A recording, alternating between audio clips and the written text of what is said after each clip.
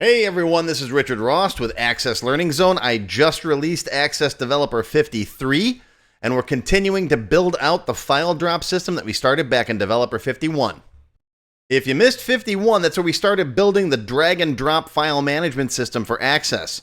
We put the core plumbing in place, created some helpful utility functions, handled safe record deletion inside loops, and laid the foundation for managing external files directly from your database. Then in Developer 52, we expanded that system with image thumbnails, file type icons, better previews, and support for launching files, folders, web links, and even other database files. We also automated Word and Excel, opening specific sheets inside a workbook, or specific headers, or running searches when a document loads. Lots of cool stuff in 52.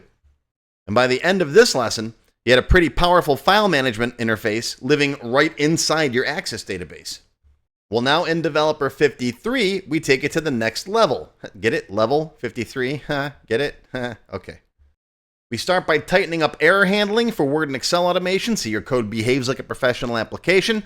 Then we build a true recycle bin system that safely copies records to a recycle table and sends files to the Windows recycle bin instead of just deleting them. We add a one-click button to generate brand new Word documents, automatically name them, store them in the correct customer folder, and register them in the database. I use this one a lot because when I want to take notes, I want to drop everything into a Word document because you can put text in there, you can put images in there, you can put all kinds of stuff in there, and then save that in your Access folder. Then we build a reusable Recursive MkDir function to guarantee your nested folder paths exist before you use them. So in one shot, you can create a whole directory hierarchy, right? Richard, desktop, documents, Richard, whatever, right? Instead of having to make each one separately.